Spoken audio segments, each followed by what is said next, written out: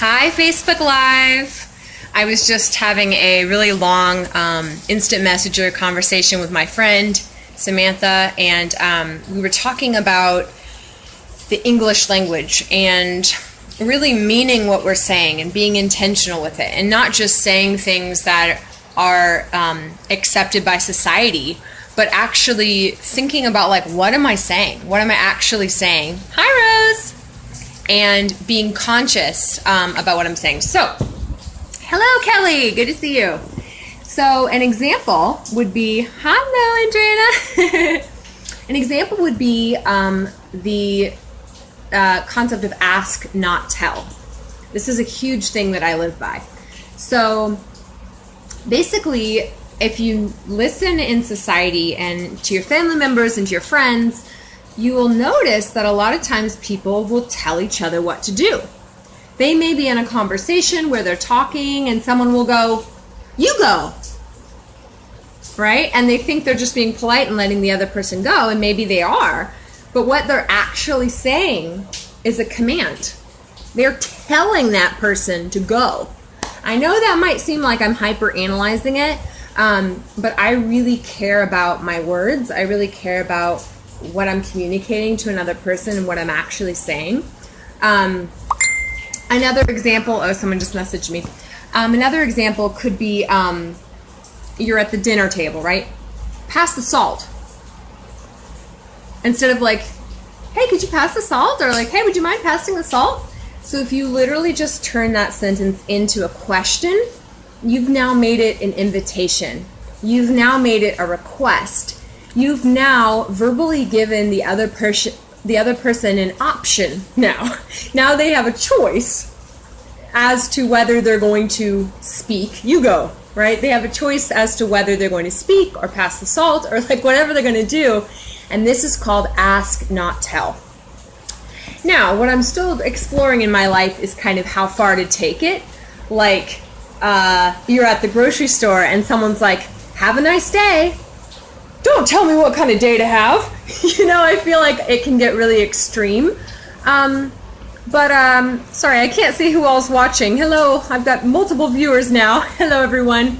If you guys have any questions, just feel free to, well, I won't tell you how to feel, but you're welcome to post in the comments below.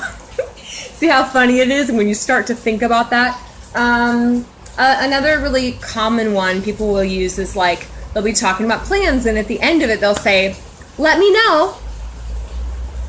And even that like irks me because the person's really telling me what to do and I don't like being commanded. And I understand that a lot of people use these phrases. I understand that their intention, their heart intention is not to be commanding or be disrespectful. But now that I'm really aware of this ask not tell concept and really making it an invitation and not a command, I share this with people that I care about because at this point I'm so aware that if someone tells me what to do, like I really don't like it, and so thus it's not good for the relationship.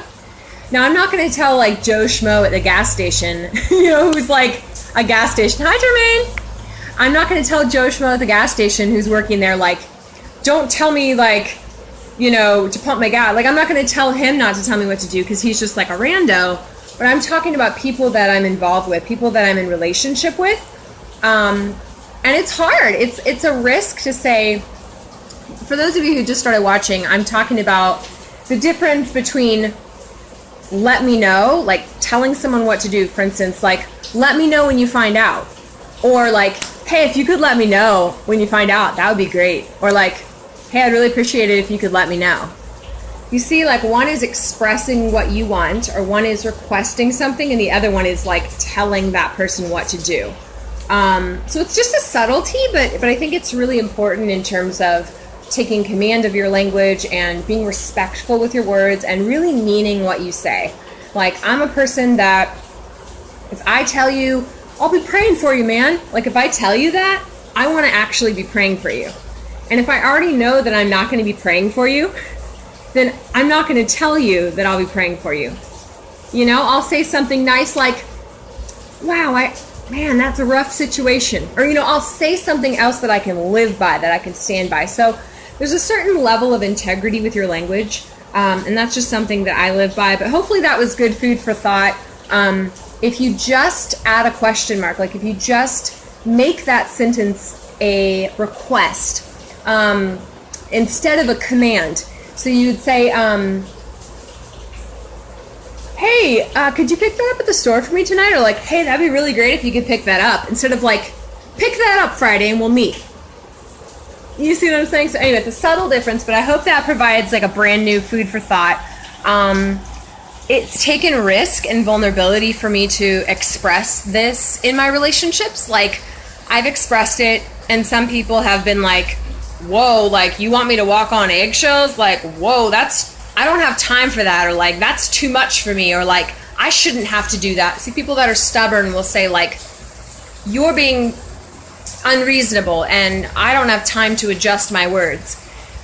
Instead, they could see it as an opportunity to express love, and they could see it as a way of being conscious with your words instead of just automatic. You know, we have phrases that we use that are societally acceptable, but sometimes we're not even conscious of what we're actually saying to people. And so I challenge you to be thoughtful and to take ownership of the words that you were saying.